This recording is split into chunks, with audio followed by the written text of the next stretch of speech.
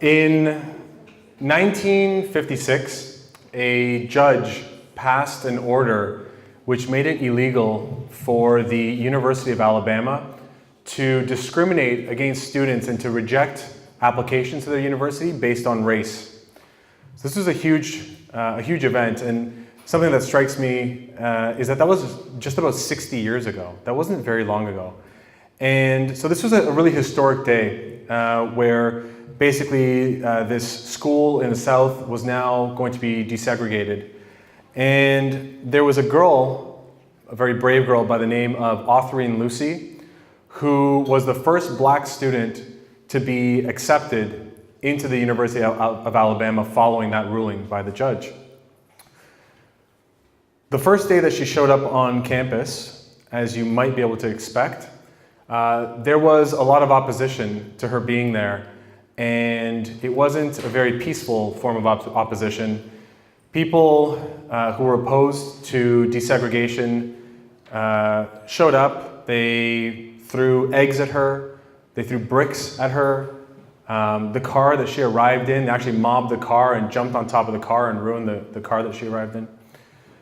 And she managed to attend the school for 3 days before the trustees and the administration of the university decided that they had to do something because the violence kept getting worse and worse every day. There were riots basically happening on this campus. And so what they did in order to deal with this issue was that they expelled Autherine Lucy. And the day after she was expelled from the university, 3 days after she was just accepted into it, there was a newspaper article that came out, and it said that things are quiet in Tuscaloosa today. There is peace on the campus of the University of Alabama. And this headline and this article prompted Martin Luther King to write a sermon called "When Peace Becomes Obnoxious." And that, probably one of my favorite quotes from that sermon is this: "It's peace is not merely the absence of tension, it is the presence of justice." From that sermon also came the concept of negative peace. And negative peace simply refers to the absence of violence, but peace at the cost of justice is what this is negative peace. So if you imagine that campus, sure, there was no overt violence. People had stopped rioting, they stopped throwing eggs and bricks, they weren't destroying cars. But would you guys say that there was an actual peace that was there? No, and that's the idea behind negative peace. And Martin Luther King was jailed, went to prison many, many times for disturbing the peace. A lot of the marches and the protests that were had during the civil rights movement were based on the idea of disrupting this negative peace, and it's the exact reason why so many people were thrown in jail.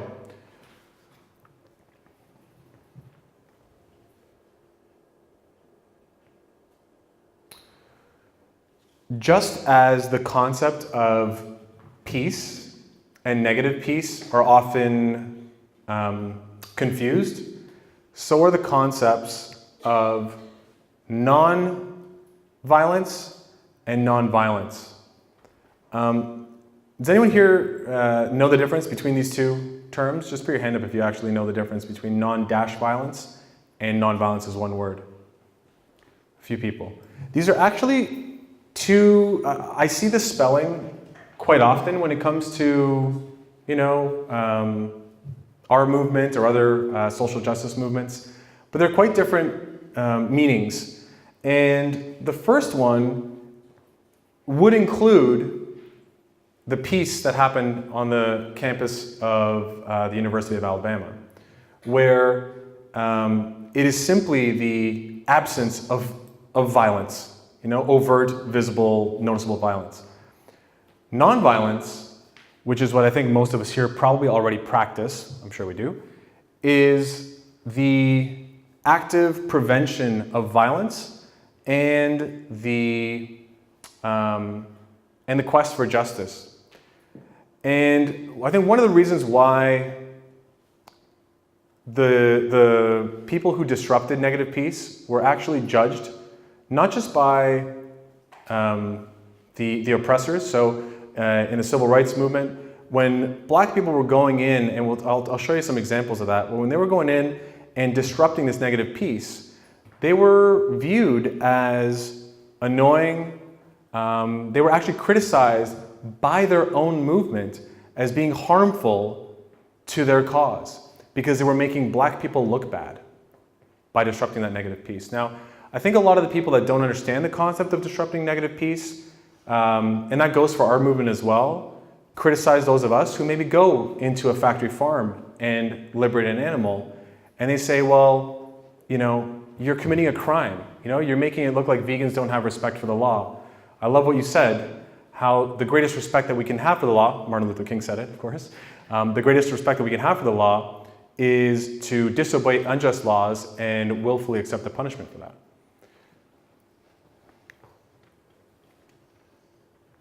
What I'd like to do in this talk is I'm going to go through the 6 principles of Kingian nonviolence. I do have to give credit for this training that I received to a group called the East Point Peace Academy. And if anybody's interested in following up more on Kingian nonviolence, I would suggest visiting their website. They have really, really good resources, a big reading list, and this is just a small, tiny portion of a full 2-day workshop that I attended with them. And it interested me so much that I actually went back to California for a 4-day training to become a facilitator of the Kingian nonviolence workshop. So I am at assistant facilitator level right now. They're actually pretty, their training system is pretty demanding and robust. So I still have to co-facilitate some workshops to become a full facilitator. But I'm going to share some of the most important things just to give you an idea of what Kingian nonviolence is. Had anyone here heard of Kingian nonviolence before this talk? Okay, so quite a few people. So these are the 6 principles of Kingian nonviolence. And the first one is that nonviolence is a way of life for courageous people. And I'll just give an example of that. Does anyone know or recognize this photo or know who these people are?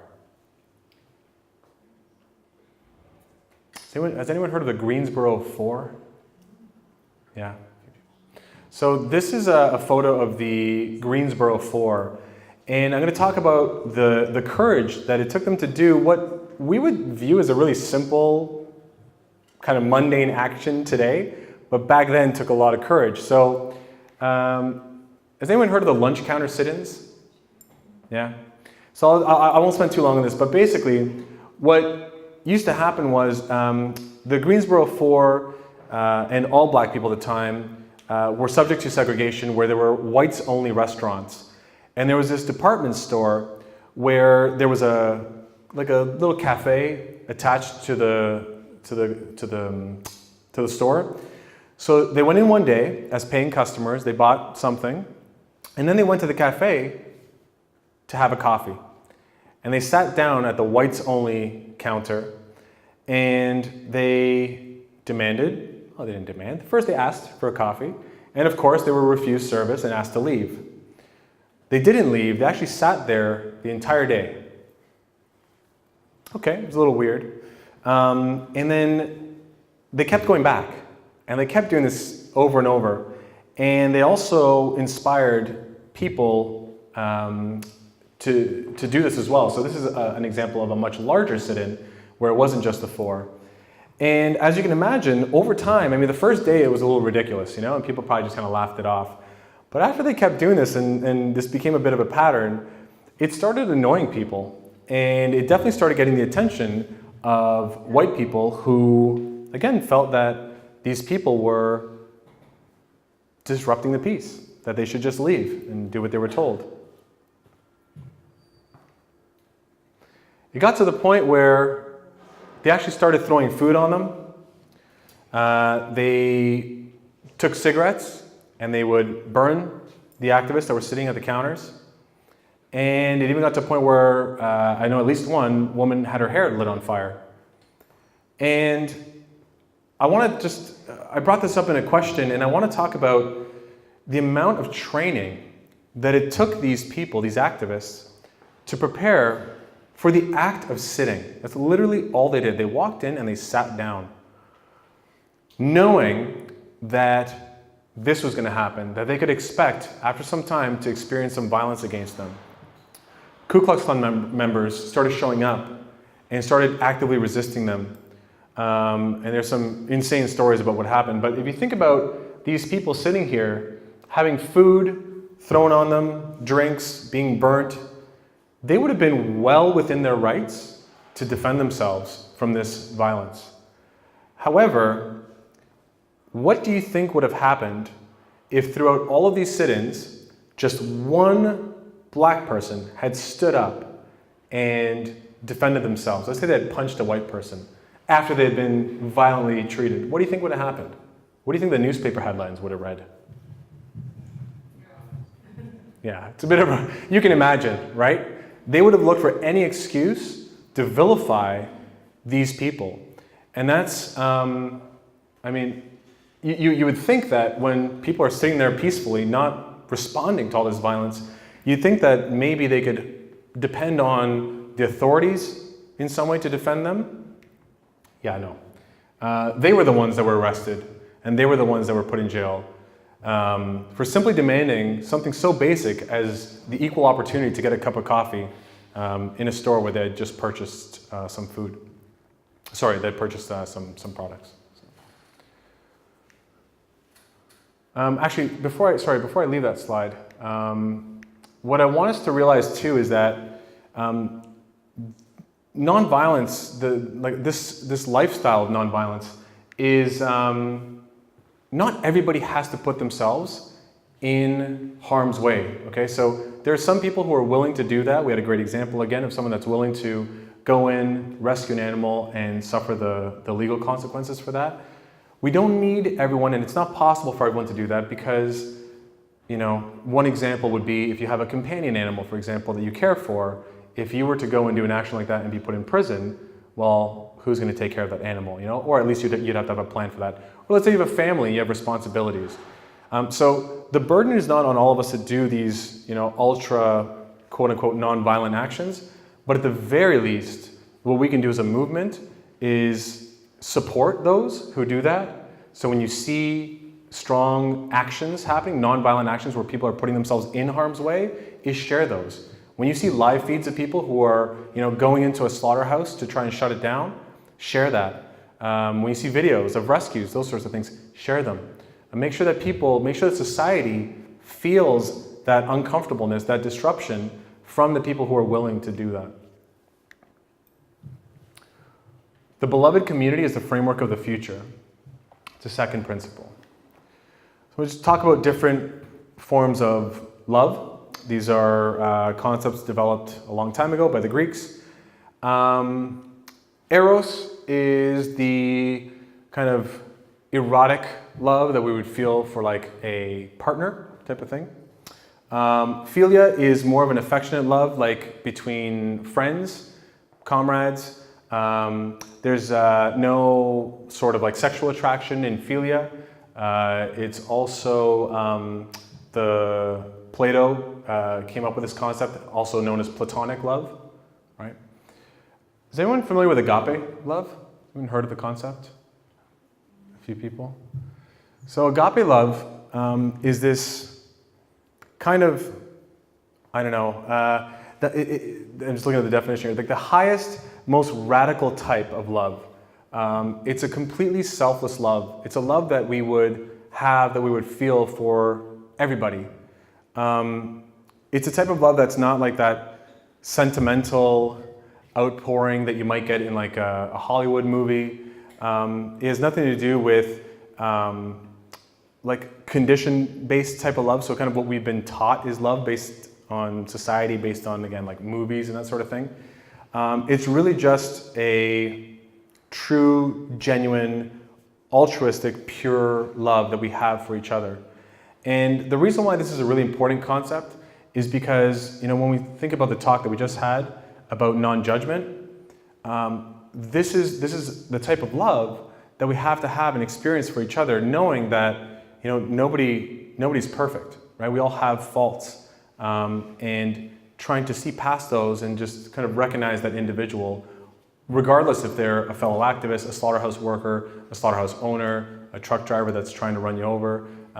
There's obviously you're not going to be happy about that, but there's still a certain amount of compassion and understanding that you can have for these people and understand, like, when we're at a slaughterhouse, everyone here, has anyone here not been to a vigil yet and will be going shortly? I would assume no. Everyone's been to vigils. You're okay. Are you coming tomorrow? Possibly. Okay. No pressure, but I'm just curious. But what you may have seen if you've seen videos is sometimes you see aggressive truck drivers, And I understand our natural instinct is to do what happened in the, maybe if you were sitting at the lunch counters and someone burned you with a cigarette, you'd have a very natural instinct type of response to defend yourself, right?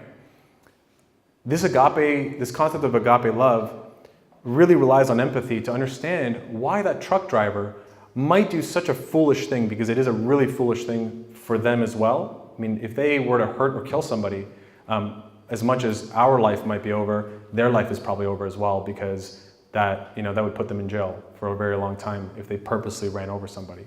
So you have to think about what might be going on in their minds to make them do such a stupid thing, and then maybe focus on principle 3, which is attack forces of evil, not persons doing evil. And I'm going to tell you a quick story and then a video from an example that happened in Toronto last year. So in Toronto, there is a community center in the heart of downtown Toronto. And every year they would do this event called Gone Fishing. And what they would do is they would bring in hundreds of fish and put the fish into the swimming pool and then provide fishing rods for members of the community to come in and go fishing inside of a swimming pool. Obviously sounds pretty ridiculous, super violent for the victims, for the fish. But we also have to understand that the people who were doing that, who were putting that event on, when you think about what their intention was, their intention wasn't to hurt fish. They weren't putting this event on thinking we're going to hurt fish. That's the goal of it. The goal of it was actually beautiful. The goal of that event was to provide opportunities to the inner city children, especially, who don't have families wealthy enough to have cottages, which is a very big thing in Canada. Everybody goes out to the cottage on the weekends and goes fishing and goes boating and that sort of stuff. So these kids didn't have that opportunity, so the community center thought, okay, well, if they can't go fishing, we'll bring fishing to them. So it was motivated by a good desire. And when you recognize that, the people are still trying to do something good, they're just not getting it, they're conditioned to ignore the suffering of the fish. That doesn't mean that we accept that. We should still attack forces of evil, but not the persons doing evil. And so over a few years that this event happened, there were protests outside, there was people leafleting, trying to educate the public as to why this is such a harmful event.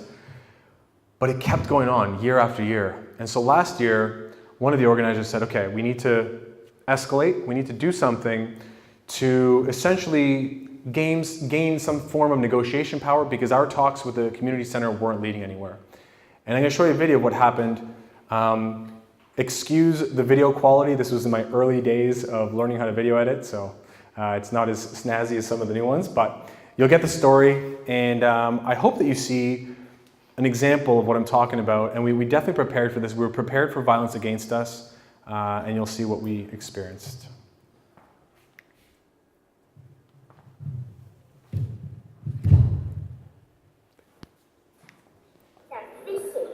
And I think that That's not coming from there, right? So maybe we need to reconnect. Yeah.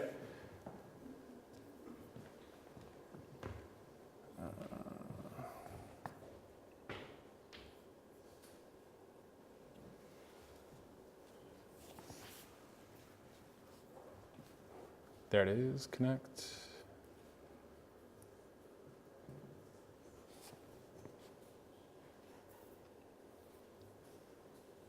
Okay. We had it unlink a little bit ago when I was on my computer, and it just took a couple tries.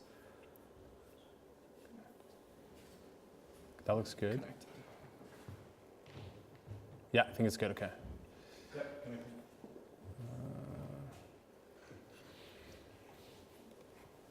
Fishing, and I think that is not very nice.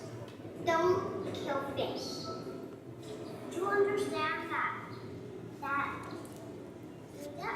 To do that? That is called violence.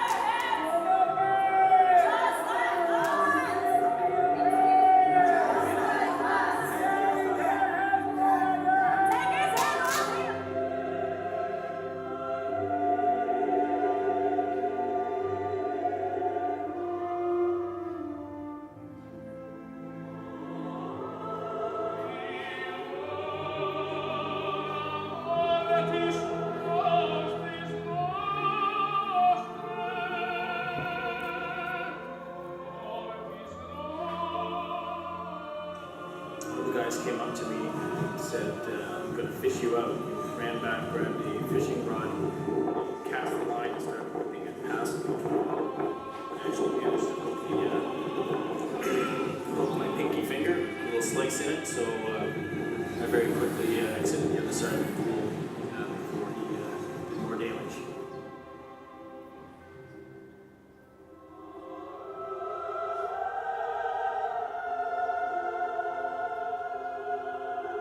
There's no excuse for animal abuse. There's no excuse for animal abuse. There's no excuse for animal abuse. Be passionate for the planet. Be passionate for the planet. Be passionate for the planet. Be passionate for You were setting a bad example for your children, okay? By being compassionate and not No, you were setting a bad example for your... By teaching them not to kill, and life is not ours to take? Listen, you're not going to stop this whole world, okay? You're not going to stop I'm it. gonna try. It's part. No, you I'm won't. gonna try. I've got a king who I want to live in a better world. And I'm gonna keep it up. You know what's going to happen? After you're all gone, I'm all gone. Everybody, you're not going to change the world. It's going to be the same. The bottom line. So we should give up? Yes, you need to That- give up.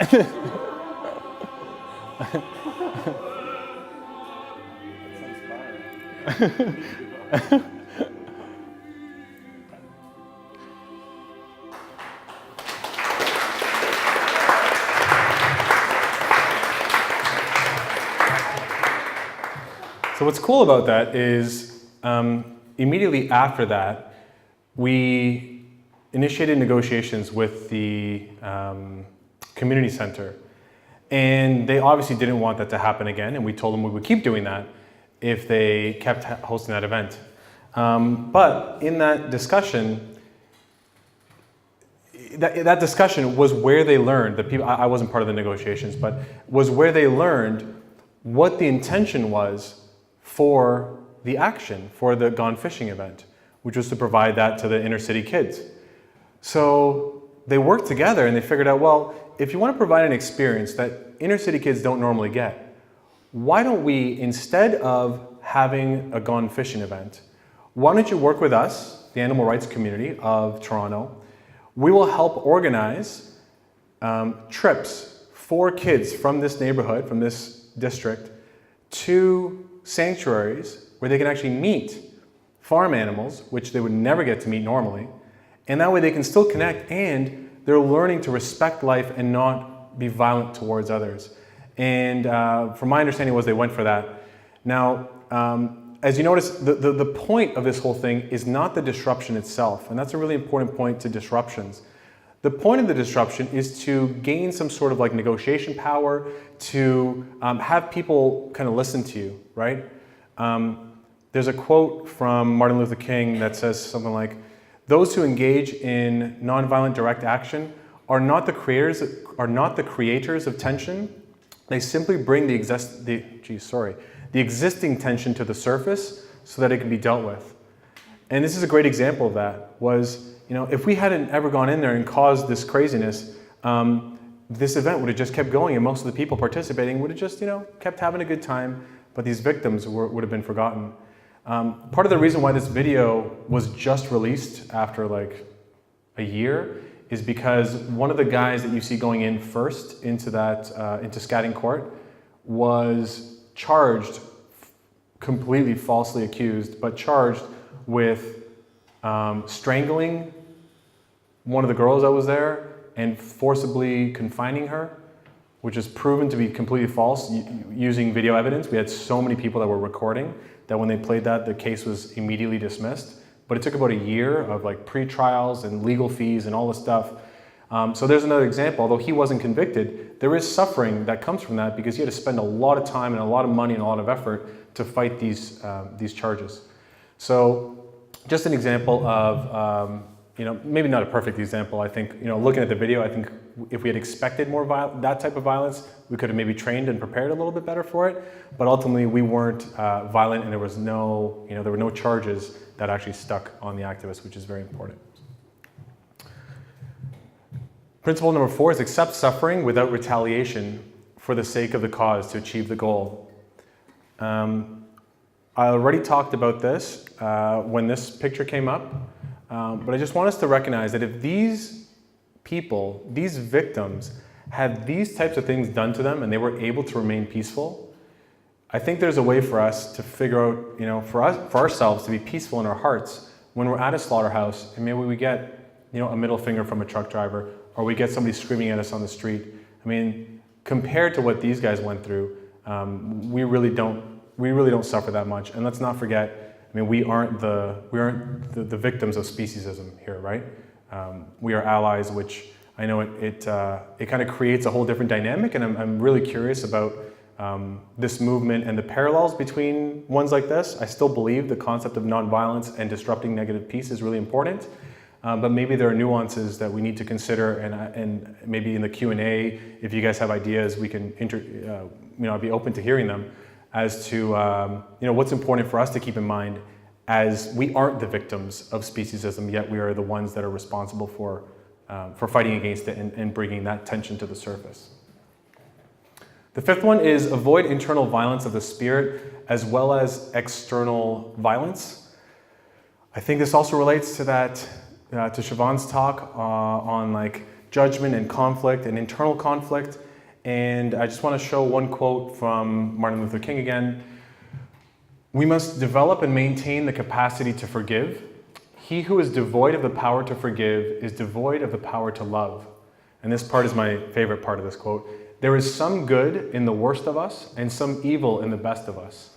When we discover this, we are less prone to hate our enemies. And I'm not even a huge fan of that term enemies, but I think when he was speaking to his congregation, the black community who was being oppressed, who was being marginalized, who was being discriminated against, who were being killed. Let's not forget that people were dying in the civil rights movement fighting for these causes. It was very easy for them to see these people as their enemies. So I'm sure that's why he used that terminology. I wouldn't use that term to describe the slaughterhouse workers. Again, it's a little bit of a nuance, a different dynamic for us as allies. And the last one is the universe is on the side of justice. So this is one that really, to me, it's what gives me hope. When I look back on issues like this, on the civil rights movement, or all the other movements that we can name off, I genuinely believe that humans are good-natured. I don't think that we're evil, and I think there's a lot of good reasons why people could make a good case to prove that humans are kind of intrinsically bad if you look at all the shit that we do. But I don't think that we're bad.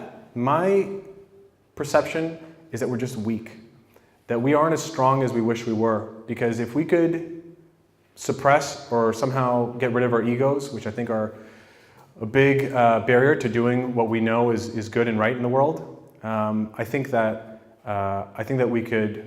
we would see a very different type of society. And I think it's that weakness in people, that if we recognize that, we are much more likely to want to help them as opposed to judge them and condemn them.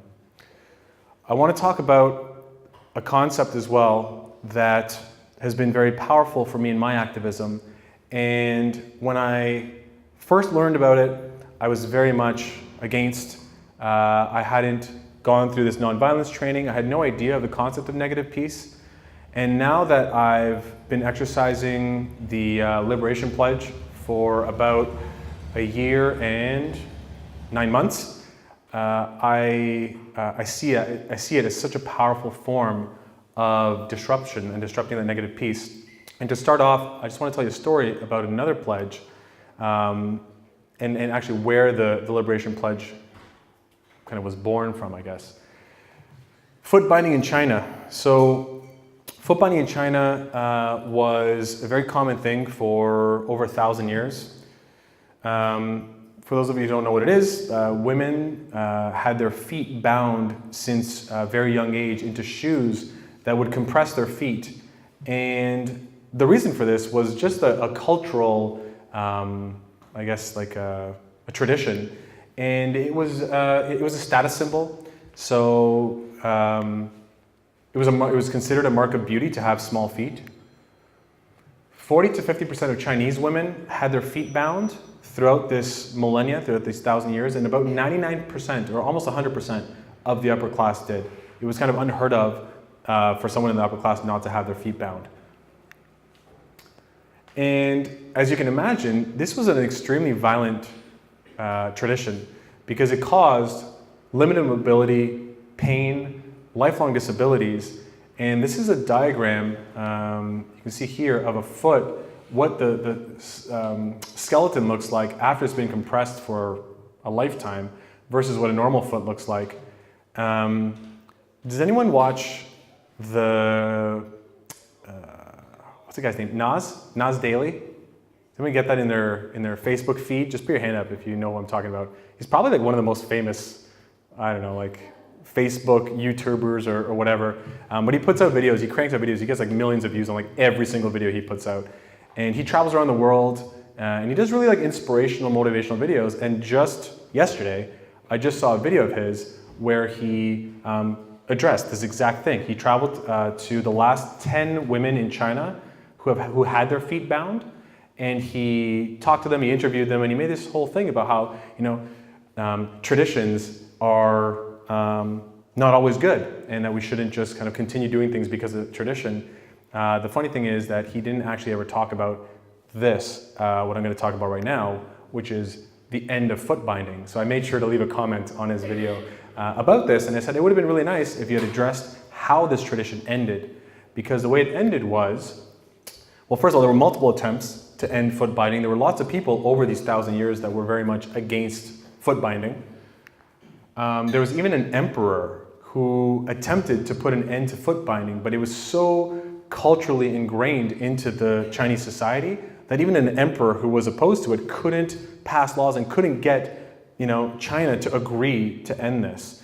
So there's lots of failed attempts until the early 20th century, when a grassroots movement created the anti-foot binding campaign, and essentially what it was a pledge. And this was the pledge. They pledged, families who had daughters pledged to never bind their daughters' feet. This was a public pledge that was made to their friends, their family, their neighbors, their communities. And families who had sons openly pledged that they would refuse to let their sons marry women with bound feet. This pledge spread throughout China, and basically in one generation, they were able to put an end to feet binding. And in 95% of girls born after 1910 had unbound feet.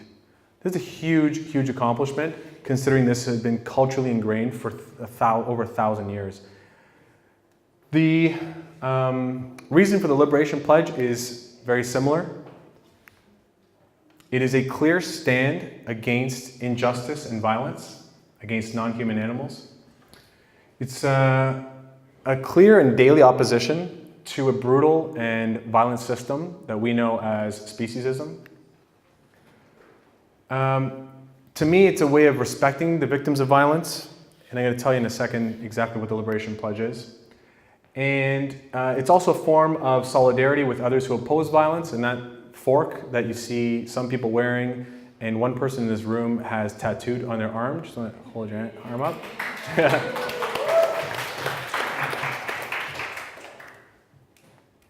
And it is a way for me to be ethically consistent. So first of all, let me just talk about what the pledge is. The pledge is 3 things. The first thing is that I publicly refuse to eat animal products. The second one is that I publicly refuse to sit at the same table where animal products are being served. And the third one is I encourage other people to do the same thing, to take this pledge to help non-human animals. And I want to just, I was going to put this down, let's put it here. I want to address the ethically consistent point, because I really had to think about this before I took the pledge, because I definitely believe in being ethically consistent. I also believe on being pragmatic and being effective in my activism. And at first when I considered this, I thought that those two were in opposition. So for the ethically consistent piece, the simple concept that came to my mind was what we all use, we've probably all posted this on social media, is what's the difference between a dog and a pig? You know, if someone took the dog that I rescued, her name is Kona, if someone took Kona and barbecued her and invited me over to a barbecue and said, don't worry, you know, you can put your veggie dogs or your veggie burgers on the grill after, we'll even clean it for you, and then you can join us for a meal, I would not go and participate in that meal. I would be very much opposed to that. So why was I continuing to participate in meals for these other victims?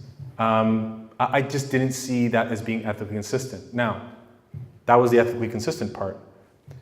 On the other side was the effective part. I didn't want to lose the ability to have good conversations with people, because that's ultimately what changes people is conversation. What I've learned over the last year and 7 months of not sitting at the table with animal products is not that I've lost the ability to have good conversations with people. I've actually created more effective opportunities to talk to people about speciesism. And the reason for that, I think, is that one, for those of us who have done it, and I've done it for many years before I took the pledge, when I would have conversations with people, especially family and friends, at the table while they were eating animal products, it was very hard for their ego to allow themselves to admit that what they were doing at that very moment was wrong, right? That's ultimately what we're trying to get people to connect with, is that this is wrong. And while they're engaged in that action, it's very, very difficult for them to be like, you know what? You're right. So I wanted to create a space where I could talk about speciesism and veganism, where people weren't engaging in that violent act, which is eating, and ultimately on the consumer side is what fuels this whole issue, right? So I wanted to create that. And what I started doing, I'll be honest, I started practicing the pledge January 1st, 2017. I didn't officially put a fork on my wrist because I wanted to just, when I commit to something, I wanted to commit to it for good. So the reason I started practicing it was to test it out, was to see how it would work. And on January 1st, 2017, I left Canada for a backpacking trip to South America. And I backpacked for 5 months and I met a ton of new people. I stayed at hostels. I was constantly meeting new people, constantly going to eat with new people. And so I said, okay, I'm gonna be firm, and I'm not gonna eat at restaurants that, at least I won't sit at the table where people are eating animal products, because you can't always find vegan restaurants. So the way it worked was, whenever I was talking to someone at the hostel and we were gonna go eat, I said, hey guys, of course I'd happy cow it before. I'd say, hey, I found this really good restaurant I wanna check out. Do you guys wanna come with me? That's how I started. Because if they didn't oppose to it, great, we're gonna go to a vegan restaurant. Now, if they were like, oh, like what do they serve or whatever, oh, it's vegan, oh, we wanna try something else, we were thinking about going to this other meat, restaurant, whatever, I would say this to them. I would say, listen, you guys don't know this about me. I have a really weird kind of job, but I work in animal rights, and I've been into some of the most horrible places. I've been into slaughterhouses. I've filmed animals this close, getting their heads cut off and being stabbed in the throat. And it's really, really horrible for me to be in a place around those products, because I just can't enjoy my food. So if you guys want, I'm gonna go eat here, and you guys are welcome to join me. And if not, I'll just go eat by myself, and then later on we can meet up. I like the smile. It's a little sneaky, but guess what? In 5 months, I never once ate by myself. Never once did someone let me go and eat by myself. And so they were like, sure. I would direct that applause to all the people, and just to show you that, like, when presented properly, I didn't make them feel judged. I just told them my issue with that, and people felt really uncomfortable being like, yeah, okay, go eat by yourself. So it worked, and guess what? If you don't think that the topic of veganism came up while we were eating, I mean, it came up, obviously. They were really intrigued, and they were like, what kind of work do you do? And now we were talking about veganism and speciesism while they're enjoying a delicious vegan burger, which now can be like, holy shit, this is really good.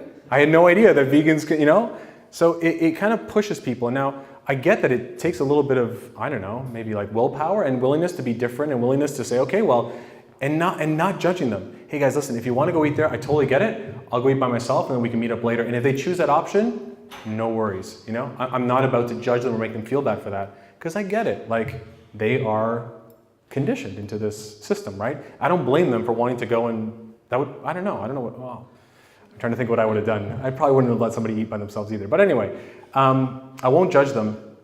And you know that while they're eating there and I'm eating over here, if that topic isn't brewing, if they're not thinking about it or talking about it, it's in there, right? And it's very different than the idea of like, oh, you just want me to eat a salad. No, it's not that at all. It's very noticeable to them that this is a serious, ethical, emotional thing for me. And I found that it's been really effective, so.